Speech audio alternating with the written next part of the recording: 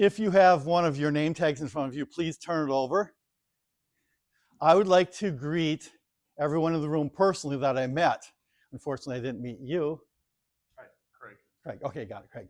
And David, welcome, and Mike, and Michelle, and Lee, and Lynn, and Sue, and Katie, and Pat, good to meet you, and Jamie, and Patrick, and Dan, and Heather, and Barb, and Scott. Welcome.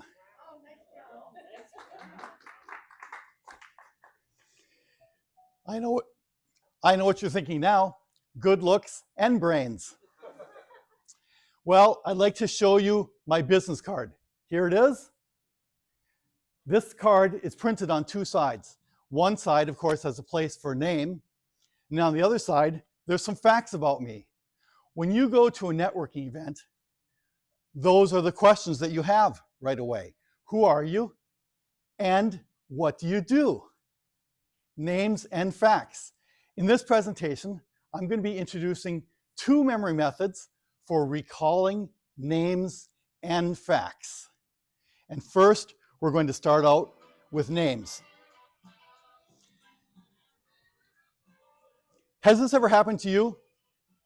You go to an event, you meet somebody, and they tell you their name, and about 5 seconds later, you've forgotten who they are. Wouldn't it be great if you could simply reach into your memory and retrieve the names of everyone that you meet at an event, no matter how many people there are? You demonstrate care and commitment to these new prospects. You show yourself to be a competent business or sales professional. They'd remember you because you remembered them. Who would like to be able to remember the names of everyone you meet at an event? Let's see those hands. Of course, everybody would, right? Now, who thinks that they can do it at this point? No. Who thinks they can learn to do it? Okay, I know that you can do it because I can do it, and I do not have any special memory gift. I don't have any natural inborn talent. I've just learned the tricks and techniques so I can remember more than 40 people when I go to an event. And you can too if you believe that you can. But you know, we don't go to an event in order to memorize names, right? We go there because we have our own agenda. Here's a sad but true story about Sue. She was a young college professional applying for her first teaching job. She came to the interview and was greeted by 5 men, but she wasn't paying attention to their names because she was nervous about what she was going to say. Well, after about 20 minutes, she was asked, "Sue, what do you know about John Brown?" She thought about her educational training, couldn't come up with anything, and said, "I don't know who that is. I've never come across that name." "Yes, you did, Sue. He was the third man you were introduced to." Well, Sue was devastated. She was shocked and embarrassed. Inside her head, she was thinking, these people must feel like I'd make a terrible teacher because I'm not paying attention. And so she didn't get the job. But she remembered the lesson all her life. And the lesson is that names are important. We need to focus when people tell their names. Some industries expect or even require it. But we don't want to offend people, right? So sometimes we'll just say, "Hey, you." In fact, that's my go-to name. When you forget somebody's name, what is your go-to name that you use? Honey. Honey? Okay, good one. Good one, Lynn. Anybody else? There. There. Hey there. Hi there. Right? Hi there. Good. Anything else? I have a quote in my book from Zsa Zsa Gabor who says, "I call everybody darling because I can't remember their names." Well, we don't want to offend people. Now, I know what it's like to be called by the wrong name because I grew up with an identical twin brother. So for the first 19 years of my life, I was called by the wrong name. That's why my McDonald's name tag said Bob or Bill, because that's what people called me anyway. In fact, I have a before picture for you. Can you tell which side I'm on? I'll give you a hint. I'm on the same side in the after picture. So we did look quite a bit alike. And so our out-of-state relatives just called us the Minnesota Twins. I had a cousin that called us Bob and more Bob. And now Bill's grandchildren just call me Grandpa Fake. One question that identical twins get all the time is, who's older? And Bill would always proudly jump in and say, I am, as if he's taking credit for the event, you know. And so because he was older, he was named after our grandfather. So Bill was named William T. Miller II, and he was very proud of that. And in high school, he'd always sign his name with the Roman numerals, like that, like Zorro marking his territory. So it was pretty annoying for me. So when I married my sweet Becky, I discovered that I could change my name legally for free. So I changed my name to Robert D. Miller III, just to outrank him. My brother couldn't believe it. I had to show him a copy of the marriage certificate. He said, "You mean you changed your name legally just to annoy me?" Yes, I did. That's twin rivalry. Well, recalling names in families sometimes is difficult even for parents who have a lot of children. My brother Joe, who is the youngest of us 4 boys, said that he was about 6 years old before he realized that his name wasn't Bill, Bob, Tim, Joe. Now, whether you want to use this system to recall names of people in your clients' families, or you want to remember their spouse, or you want to remember their pet, or if you want to just remember a few people at a meeting, like Sue did, 5 or 6 people. For a lot of people, 5 or 6 names might even tax some people, right? Or whether you want to use this system to recall everybody in the room, like I did, this system will help. And in this presentation, I'm going to give you 3 tips and 3 techniques for recalling names. Now, tips can be implemented immediately, but techniques will take a little bit of practice. And first, I would like to just give you 2 quick tips. And we're going to be talking about the formula name equals face. That's what people think we're trying to teach. But name does not equal face, because a name is a nonsense word, and a face is an image, and a word does not equal an image. So first, 2 quick tips. When you go to an event, and the first one, this is so Zen-like in simplicity, you're going to be amazed at how I came up with this. It is remember to remember. Pretty deep, huh? Now, what I'm talking about is planning ahead, like when you go shopping at the Mall of America and you park your car in the giant parking garage in the early morning, not thinking that you're going to come back and find the car later, right? So this is about planning ahead. So before you go to an event, just decide that you're going to work on recalling names. Make that decision ahead of time. That will make a big difference. Secondly, when someone tells you their name, no matter how simple it is, repeat it back to them.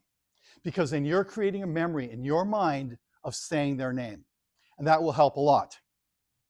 Now, to fill in the formula, name equals face, there's some missing variables. And I'm going to be presenting that with my 3-step system. Now, the whole system is taught in the book, Remember the Room, how to remember everyone you meet when you go to an event. And I will have some of these books available afterwards if you're interested in this. It's got some great stories, practical examples of how I've used this technique in networking events. So here's the 3 steps. Look, listen, and link. What I mean by that is you look at the person, you listen to the name, and then you mentally link them together. Well, that should be pretty easy, right? I mean, especially the first part, look, everybody can look, right? I've discovered that some people are easy to look at and some people are hard to look at. And I know that I fit into the second category. Even though I'm hard to look at, I've discovered the secret to always looking the very best that I can, and that is ugly friends. Anyway, when you look at somebody, you should choose one striking feature that stands out more than anything else, because that's going to be the feature that you're probably going to notice the next time you see them. So look at them as if you had to describe them to a police sketch artist. Look at their eyes, their nose, their ears, eyebrows, look at facial hair, look at their neck, look at their skin for scars, moles, tattoos, or piercings, and choose one striking feature, and that will help. Step 2 is listen. Now, names are nonsense words. What is a Michael? What is a Sally? What is a Lisa? Right? They're words without definitions. And so we need to make the name more memorable by converting it into an image that we can actually see. So for example, if someone says their name is Michael, you could imagine a microphone. If somebody says their name is Sally, you could imagine, really see in your mind's eye, a salad. What kind of salad is it? If somebody says their name is Lisa, you could imagine and see A dog leash. What's it made out of? Is it chain? Is it cord?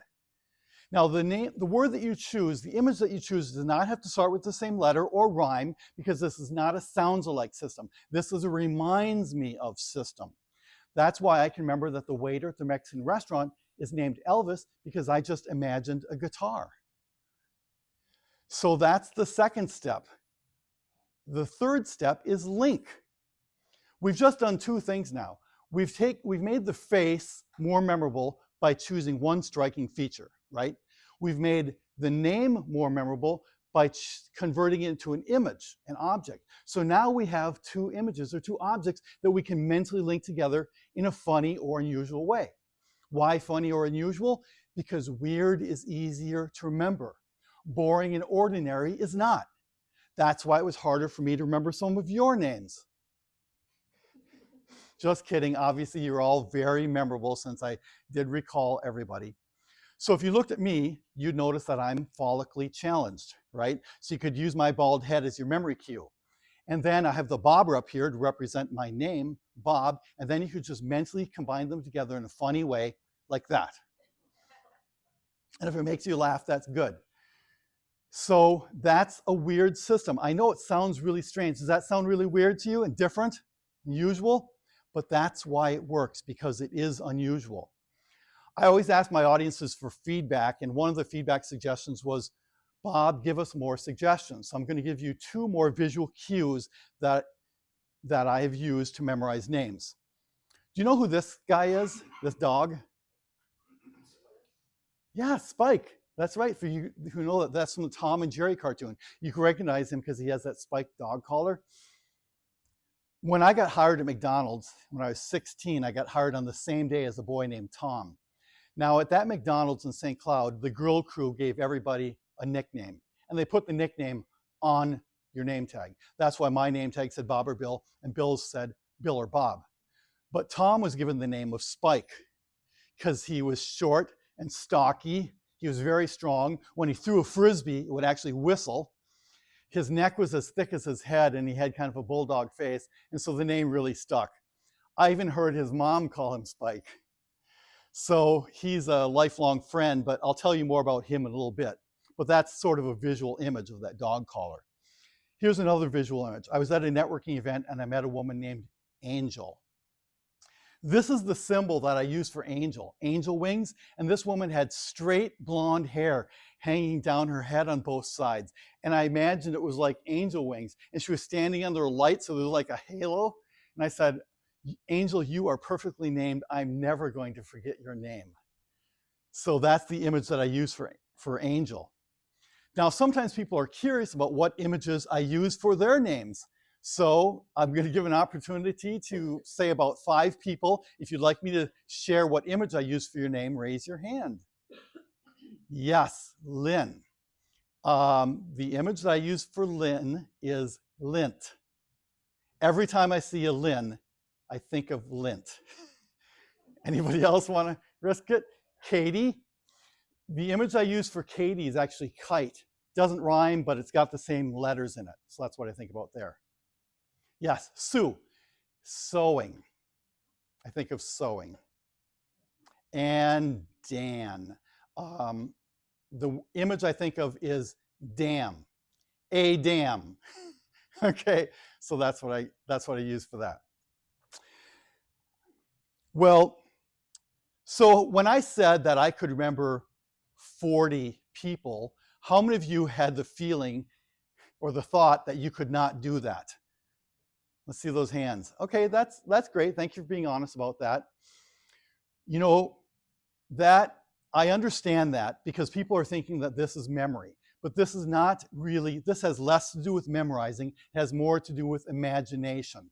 If I ask people, do you have a good memory? They say no. If I say, do you have a good imagination? They usually say yes. So this is not memorizing, this is imaginizing. So I know that you can all do this. But I had that feeling too. There was a point in my memory career where I didn't think that I could remember more than 40 people. Now that's what's called a self-limiting belief. It holds you down. If you don't think that you can do it, why would you try? So if I had more than 40 people that came to a magic show, I just gave up. I won't even try to remember anybody's names. But I overcame that limitation. I said, okay, I'm going to give it a try. And then I got better and better at it. I got very good at it. In fact, on my website, you can see a video of me recalling the names of 80 people. 80. Remember, I don't have any special memory gift. I've just learned the skills, and you can do it too. So one of the hardest things that I have to do is to convince people that they can do this. In the song Already Gone, the Eagles sing, sometimes we live our lives in chains, not even knowing that we have the key. You have the key, and that is believing in yourself. So when I'm teaching at workshops or I'm doing one-on-one training with this, one of the hardest things that I have to do is to help people see, yes, you can really do this too. And it's believing in yourself. And then if you do believe in yourself and you say, okay, I'm going to give it a try, then you may have a really great experience. You may go to an event and you'll meet a bunch of people and you'll try this name linking method, and then later you're going to see somebody. You're not going to be certain about their name, but you're going to notice the striking feature, and that's going to remind you of the name image, and then that's going to remind you of the name, and then it's going to be like ding, a light bulb is going to go off in your head, and you're going to say, hey, I remember you, and you're going to call them by name, and they're going to feel great because you remembered them, and you're going to feel great because you did something hard, and then you know that the system works. And it's a great feeling when that happens. And I want to give you all a little sense of that feeling. I'd like to introduce you to somebody. Guess who that is? You'd probably recognize me even if I didn't put the dog collar on him, right? So that dog collar is the key. Imagine doing something that was with somebody else. You imagine an object, and that helps you remember. Guess who this person is? Angel. Doesn't that pop right into your head? Even though you never saw her before, I described the characteristic and I described the word key, and they were linked together. And that's how you're able to do that. We know intuitively that it's great to remember names. We know it's good for business. We know it's great for personal relationships, right? But why? Why is it good? Is our goal just to memorize names? Our goal is not just to memorize names. Our goal is to make connections. So memorizing names, there's a deeper and more important reason. When I was 19, I still lived at home on my parents' farm in Clear Lake, and after church one Sunday, I ran upstairs to my bedroom and I put on a disguise, a really good disguise. Long dark-haired wig, shaded glasses, I darkened my teenage mustache and eyebrows, I wore a ripped army vest with no buttons or sleeves, no shirt, a gold medallion, ripped jeans, and I changed my voice. This is a simulation of what I looked like. Then I climbed out the window, down the tree, and I knocked on the back door of the house, acting like I was a person whose car had broken down, and I needed to use a telephone, which was a common occurrence in those days. And my mom was in the kitchen cooking. And I came in and said, "Can I use a phone?" Did my parents recognize me? No. I talked to them for 10 minutes. They did not know who I was. And inside I was thinking, this is the greatest gag ever. It's going to be so fun when I reveal myself to them. But then after a while, I got a really weird feeling that I'd never had before. My parents were looking at me as a complete stranger. They didn't know me. I was unknown, unloved, and unwanted. Literally, because my mom had gone into the other room and she said, "Roy, there's this really weird guy here who wants to wait for the tow truck. You tell him to go wait out by his car." So my dad came into the room. What was he going to say? What if he had kicked me out of my own house and said, "You go wait out by the car"? He looked at me, he grinned. I thought he recognized me, but he didn't. And I said, "Can I stay here?" He said, "Sure." Fortunately, my parents had a great sense of humor, and we all had a giant laugh about it for many days afterwards. But I still remember that sensation, that feeling. I didn't like that feeling of not being known. You know, that's how people feel when they go to a networking event. They might come in and not know anybody. They're like a stranger in a sea of strangers. And so if you meet them, greet them, and call them by name, that's like throwing a life preserver out to a drowning person, and they'll feel great. So remembering names is good, not just because you're serving yourself, you're making another business connection. It's good because you're serving the other person. You're helping them to feel better. You're making a human connection, and that's the best type of business connection. Well, think about Sue, the college graduate. What if she had said, "John Brown? Yeah, it's this guy right here." Now, it's not a guarantee that she would have gotten the job, but it's certainly a guarantee that she would have been remembered. She would have been in the top of her category, right? You want to be in the top of your category? Do you want to be known as the person who shows caring by remembering names? This is one tool that you can use. I believe that you can do it, and I want you to believe that you can use your memory powers to remember the room, to build strong personal and business connections. I know that you can do it, and now I'd like to give you a personal example of how I applied that. I used to be a professional magician for 20 years when I lived in Rochester. That's what I did. When I moved to the Twin Cities, I changed careers and I stopped performing professionally, but I did create an online magic store. And I wanted to promote the online magic tour to the magicians in the Twin Cities, but I didn't know very many of them. But there was a magic lecture happening at Eagle Magic Shop. That's where a magician will teach some of his tricks to the other magicians. So I printed up some business cards that had my store URL on there and information about my store, and I wanted to distribute them to the magicians. However, I could not just indiscriminately hand them out to everybody that I didn't know, like I was some street huckster handing out brochures for a new rib joint, right? Because that would have been rude, crude, and socially unacceptable. So instead, when I went to the lecture, I paid attention. As people talked to each other during the lecture, I picked up names. I collected names. Oh, okay, this guy's name is Dan. Okay, this guy's name is Patrick. This guy's name is Pat. So I collected them, and when the lecture was over, I knew all the magicians that I wanted to know. And so during the social time, when somebody would come near me, I'd call them by name. And they'd frown at me a little bit and they'd come over and talk to me. I could see the question on their face was like, this must be a friend that I forgot because he knows my name. And so it was a very natural way for me to introduce myself, and I was able to distribute my business card naturally to all the magicians that I wanted to that day. So that's an example of how you can use that. Because if you remember everybody in the room, that gives you the time, the freedom, and the power to choose those few people who may be prospects. Because probably everybody's not going to be a prospect, right? But this is going to give you the time to narrow it down. So we've seen that the name is the key that unlocks the door to the business relationship. Now let's say you unlock that door, you walk into that room, and you're in the business relationship. Then what? Can you use your name, your memory powers for anything else? Yes, and that's what we're going to talk about. So we finished up talking about the front side of my business card. Now we're going to be talking about the back side, the facts, names and facts. Now I did this today. I selected 5 pseudo prospects and I asked them some information. Now the information that I asked them was insignificant, but it was just to make a point. The 5 prospects that I selected today are Michelle and Lee and Katie and Pat and Dan. They're here, and I memorized some facts about them.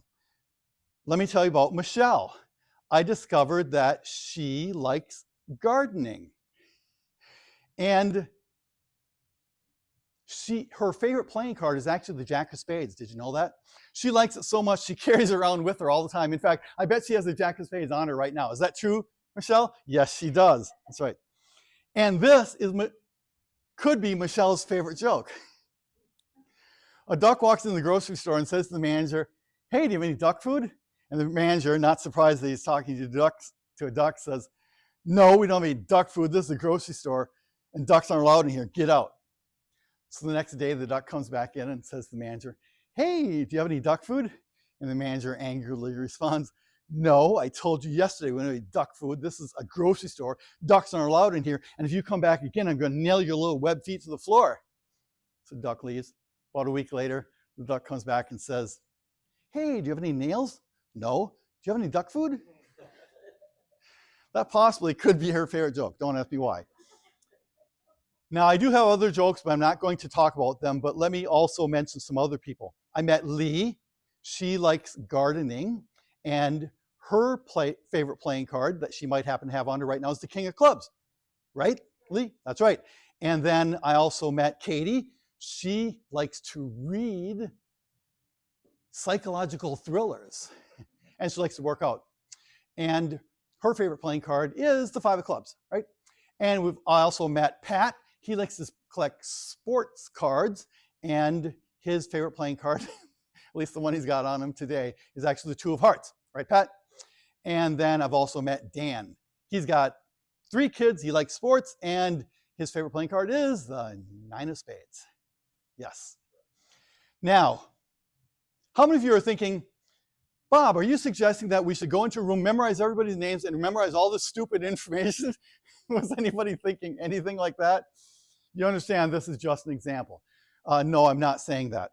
Because the information that you would want to remember about somebody would be something that would be significant and important about them. You choose something that would be valuable to them so that you can talk about it if you ever have a sales appointment or a meeting, right? Just to smooth the conversation. And secondly, you're not going to have to remember the information forever. In fact, there's only 2 times that you need to remember the information, and that's during the air gaps when you're not at your computer. How many of you have got a customer database where you track information about people? I know you guys do, right? But does anybody else raise your hand if you happen to use a customer database to keep track? Okay, even if you don't use a customer database, this is still a skill that you will be able to use to retain some information or to memorize speeches. So when you would go to an event, you'd meet somebody, you'd learn something significant about a prospect, and then you just remember it, and when you get to your computer, you type it in. And then you can forget it forever, unless you're going to have a sales appointment with them. Then you can look that information up again and bring it up to them, and they will be happy to talk about something that's valuable and important to them, just like you like it when somebody talks to you about something that's valuable and important, right? Now, you may be saying, Bob, what mental database are you talking about? Was anybody thinking that? You know, everybody here has a mental database, and you know it like the back of your hand, and it is your own house. There's an ancient memory system called the loci system or the journey method, which people can use to recall anything. And I'll tell you how it works. I'll give you an example of it. Locations hold memory. I'd like everybody here to do a mental exercise. Think about the last time you went away on a vacation. Think about the location where you went. Think about that. As soon as you think about that location, all the events you did on your vacation come flooding into your mind automatically, right?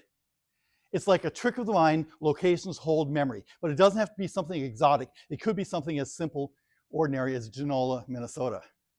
Now, when I lived there in 1975, the population was less than 100. And I just checked this month, the population is still less than 100. However, it did have 2 significant features in 1975, and that was 2 bars side by side. Roy's bar, my dad's bar, and Herb and Charlie's bar right next door. And so the population swelled up to much more than 100 on the weekends. So when the previous owners who bought the bar had remodeled an old bank. It was an old bank building, so they remodeled the downstairs. They didn't do anything. The upstairs was had actually before that had been a hotel. So upstairs there was still a long hallway with small rooms on either side.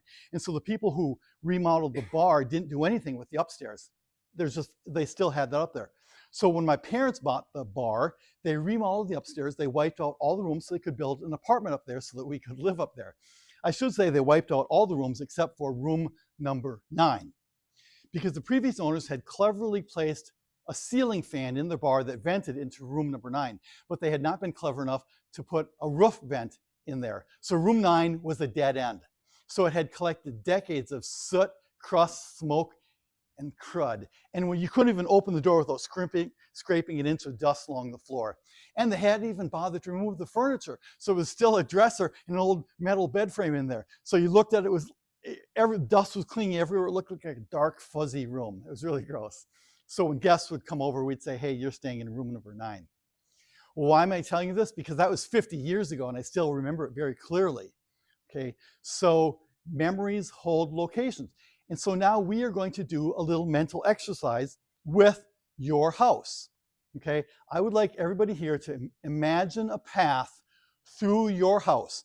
Choose 5 rooms, starting at one door. And I brought along a blueprint of my house I'd like to share with you.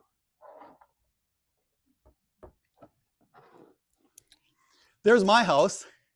Now, don't be jealous if your house is not as big and fancy as mine, or if you don't have a billiard room and a conservatory. But imagine that you are standing at the front door, the back door of your house, however you enter. Everybody with me mentally? Now imagine you walk into that first room. You're in the first room of your house. What is that room? Name it yourself. You know what it is. Now imagine walking to the second room of your house. What is that second room? Now you might be a little distracted at this point, saying, how could he do that? Because he's only got 2 or 3 hands. Well, don't let the trick distract you. This is just a visual aid. So now imagine walking from the second room in your house to the third room. Just like that. And now imagine walking from the third room to the fourth room of your house. Everybody with me? Think about your fourth room, and now I want you to imagine walking to the fifth room of your house. Great. Everybody got 5 rooms? We're going to be using those in a little bit.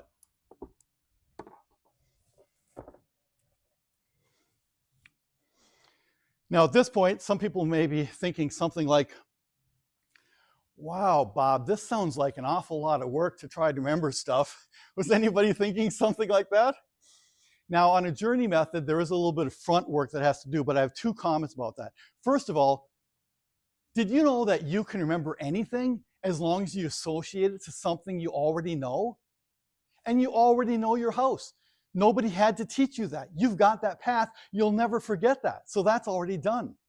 And secondly, did you know that if you always do what you've always done, you're going to always get what you've always got? That sounds true, doesn't it? So here's a way to try something new.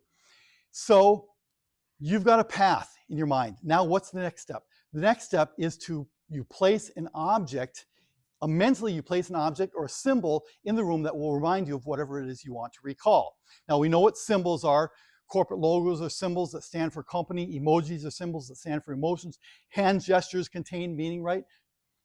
So you can choose something that will remind you, okay? So for example, for Michelle, I imagined a shell. That's my word for Michelle. And then I imagined her in room number 1. And then I imagined some plants growing out of the shell. And that's how I remember that she's interested in gardening, okay? So you have to be able to think visually. Now, there used to be an old bumper sticker years ago that said, visualize world peace. Does anybody remember that? Okay. Now that's hard to visualize, isn't it? You have to think visually. Later on, I saw a parody of this that said, visualize world peas. Now that's something you can actually imagine, right? See it in your mind's eye. So if you're able to think visually, that's what you do. So this is the 3 steps to remember the facts. It's map, snap, and zap to remember facts. Map means that you just decide on the location that you're going to use to remember something, the room or the location. Secondly, snap means that you make a mental snapshot, an image of whatever it is you want to recall, and zap means that you put those 2 together, one in the other. It sounds weird, right? I know it sounds strange and unusual, but that's why it works.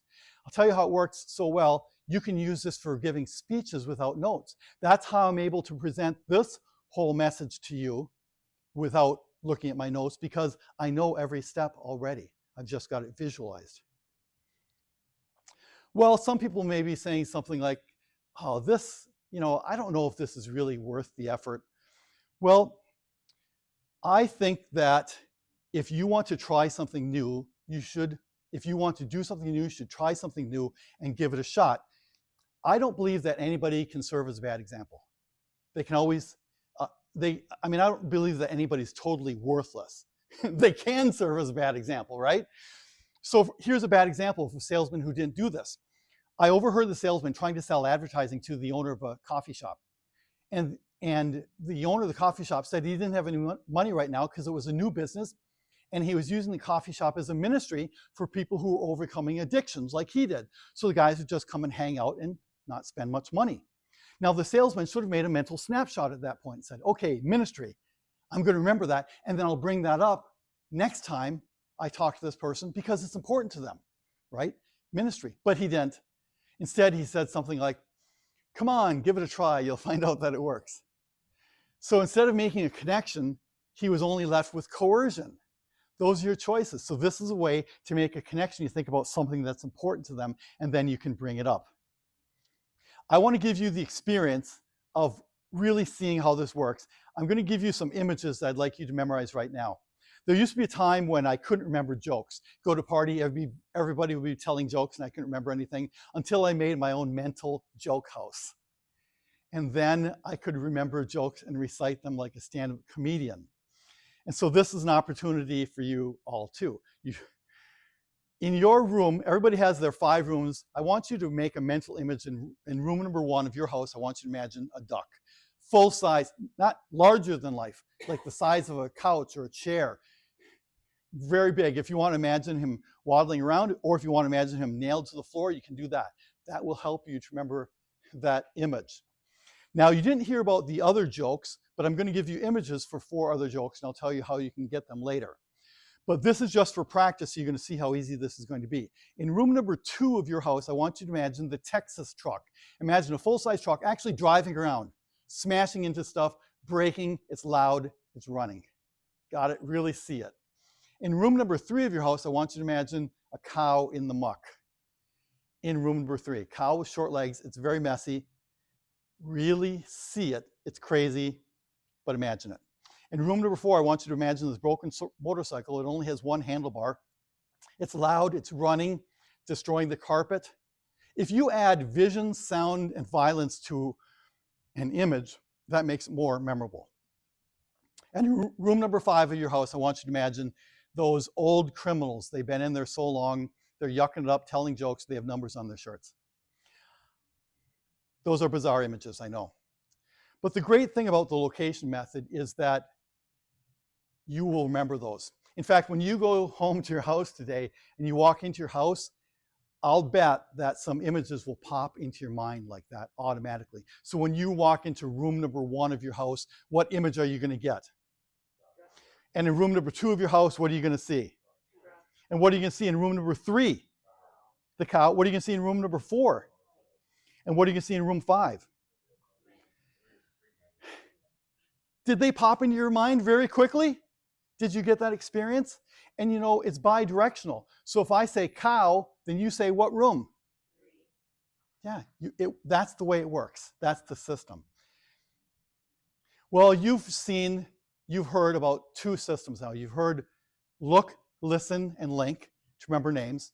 And you've heard map, snap, and zap to remember facts. I'd like to give you one positive example of somebody who did that. His name is Dave Racer. He's a teacher at Mid-Metro Academy, where I also taught my Magic and Memory course. There was a point in Dave's career where he was unsatisfied. About 20 years ago, he was unsatisfied. He was going to quit and go into healthcare. And so he told his boss, Greg, he said, I'm going to quit. And his boss's response shocked him. His boss said, no, you cannot do that. And then Greg, his boss, told Dave a story about one of Dave's students named Jordan, a boy named Jordan. Jordan's mom had called up Greg and praised Dave, praised the teacher, because she said Dave saved Jordan's life.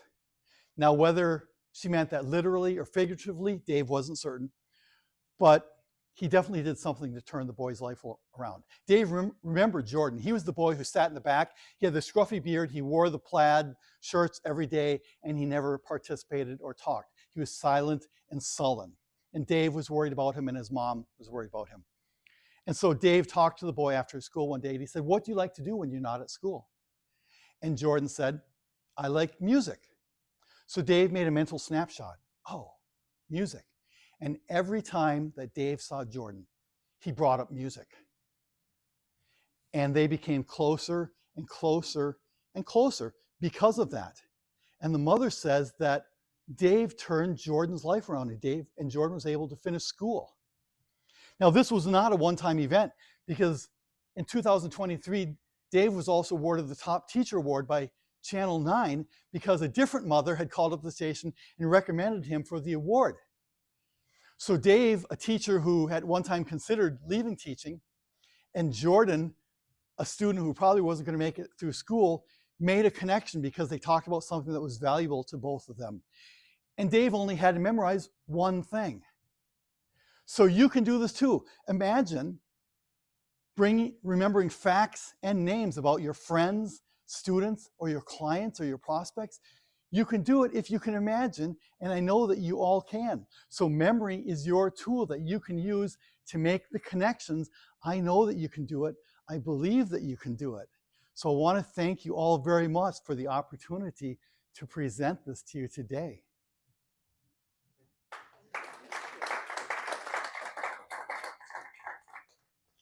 I appreciate that very much. I also appreciate the feedback. If you have a smartphone on you like right now, I would like it if you would take a snap of this QR code. This will take you to my website where you can give a very short review. There's only 2 questions. One is rate this talk from 1 to 10, with 10 being the best.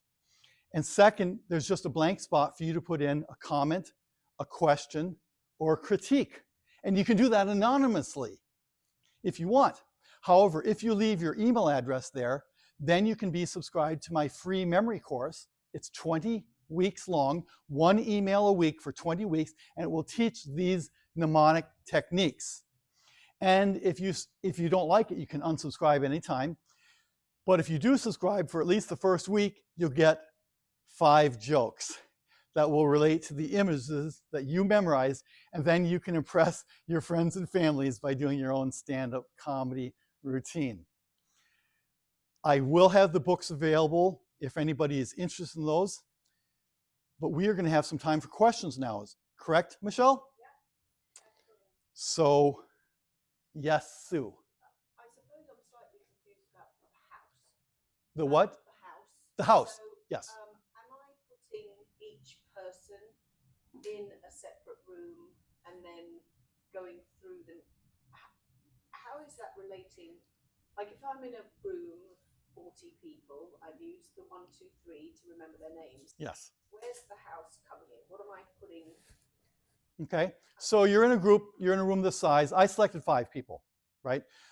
Everybody here is not my prospect, right? But I selected 5 pseudo prospects, and I said, those are the people I'm really going to focus on. Those are the people I'm going to put into the rooms. So that's why I had an image of Michelle's name in a room, and I had an image of Lee's name in a room, okay? But I didn't have Patrick, okay? I didn't have Heather, I didn't have Barb, I didn't have Scott, because they weren't my prospects. So I was just focusing on the people that I wanted to remember. Thank you, that's a great question. This might be like, I don't know, too far in the weeds, but how do you like decide what room you're putting them in? Like why are there the 5 rooms and not just your house, or I don't know. Well, the rooms are irrelevant. You can use whatever room you want. However, if you create a path, some things have to be memorized in sequence. For example, if you're going to give a speech like I did now, you want to memorize it in sequence. So I had a path through my house that I was mentally choosing. Okay. Otherwise, if you want to memorize 5 people in a one is not more important than another. You just choose rooms that you want to remember. But then you can think about that. You can think about what was that hobby that Michelle liked to do? Let's see, I put her in room number 1. Oh, she likes to do gardening. And then you put that in your database. Yeah. Thank you. Another question. What if you don't actually get to see the person that you're trying to remember their name? So, for example, you have a phone conversation. And yes, you can write things down, right? So the question is, if you don't get to see them, well, you ask them to describe themselves to you. No, yeah, look them up. If you want to remember something when you talk to them on the phone, you could write it down. That's what I would do, because memory is just a tool when you don't have anything else available to you, right? You've got smartphones available, but smartphones can't help you to recall somebody's name, okay? But if I'm on the phone, I'm talking to somebody, I'm writing notes all the time. But if you're driving and, oh no, you want to remember something, okay, then that's a great time for using the memory skills, okay? So you're not going to be able to remember what they look like, but you can remember the facts that are important and valuable that you need to. Yes, Sue. Just one more thing. Yes. For me is like, okay, so is this working for you if you meet someone?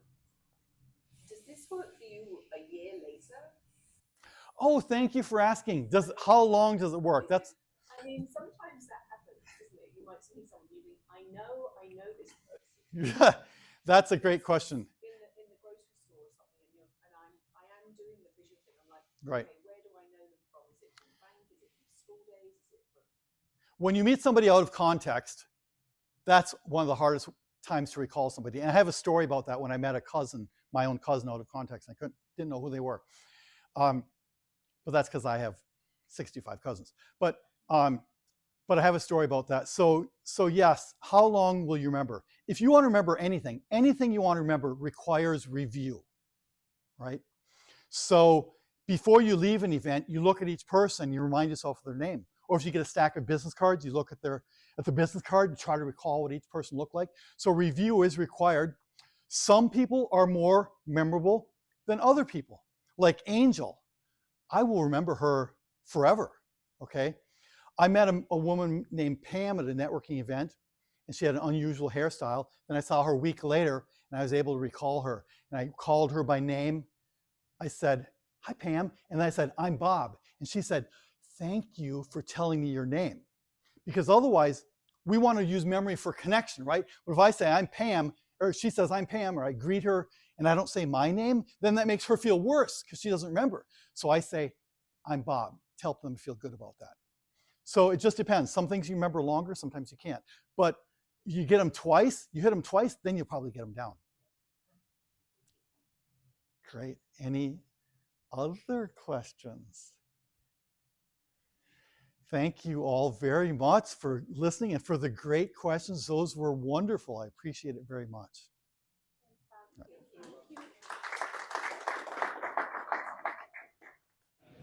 Yeah, it was really good. It was informational.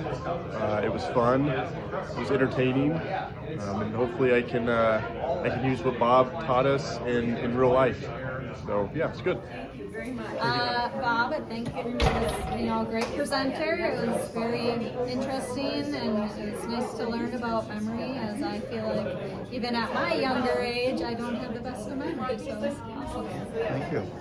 And yeah, Bob, I think you did a great job for my other profession. I'm a teacher, and so learning students' names quickly and associating them with something, I truly believe this will help me learn names faster than I currently can.